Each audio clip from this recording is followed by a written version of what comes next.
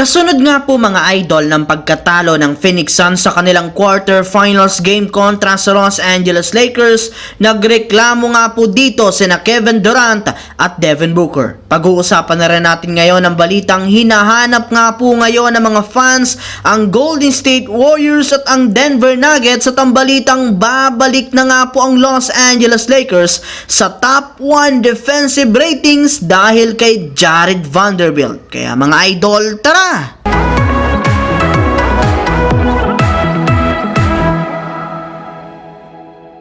Bagamat man, maagang natambakan mga idol ang Phoenix Suns ng double digits sa kanilang game kontra sa Los Angeles Lakers ngayong araw, hindi pa rin naman nga sila dito basta-bastang sumuko. Bali, lumamang at nakadikit pa nga sana sila hanggang sa dulo ng kanilang laban matapos mag-take over sina Kevin Durant at Devin Booker. Sadyang may ilang mga pagkakamali lamang nga po ang mga referee sa huling segundo ng kanilang laro na siyang dahilan ng pagkatalo ng Phoenix Suns. Yes mga idol, naging sobrang kontrobersyal ang naging ending ng labanan ng Phoenix Suns at Lakers, kaya di na nga po napigilan pa ng mga fans ng Phoenix Suns na magreklamo sa mga referee, sa NBA at maging sa Lakers. Una nga po nila ditong nareklamo ay ang hindi pagtawag ng mga referee sa dapat sana'y take foul na ginawa ni Cam Reddish sa gagawin sanang fast break ng Phoenix Suns. Ngunit pinaliwanag nga po ng mga officials na hindi nga po applicable ang take foul sa huling 2 minuto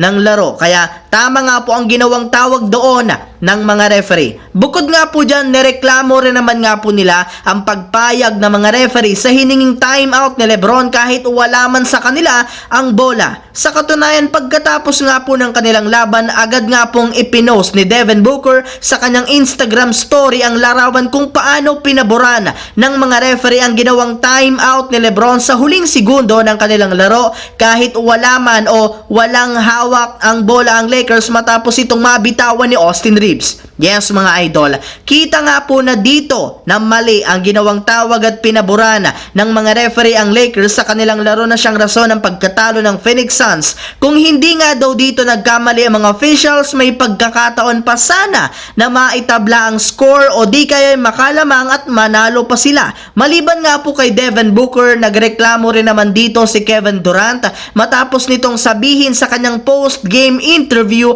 na ang in-season tournament nga po nakaset up na para manalo ng kampeonato ang Los Angeles Lakers. Yes mga idol, ayon nga po kay Kevin Durant, sobrang pabor nga po ang Las Vegas para sa Lakers, gayong bukod nga sa malapit lamang ito sa Los Angeles, marami rin naman nga sila ditong mga fans, kaya expected na nga niya na mananalo dito ang Lakers. And speaking of Lakers mga idol, sa pagkapanalo nga po nila kontra sa Suns, opisyal na rin naman silang nakaangat sa ika-4 na pwesto sa Western Conference na first time nangyari sa Lakers simula pa taong 2020. At kasabay nga po niyan, hindi na rin naman naiwasan pa ng ilang mga Lakers fans na asarin ang ibang mga kupunan at ang mga fans nito, katulad na lamang ng Warriors na hinahanap nila ngayon matapos itong bumagsak sa top 10 at top 11 na nga po sila ngayon sa standings sa Western Conference. Ika nga'y mukhang lilipat na naman dito ng ibang kupunan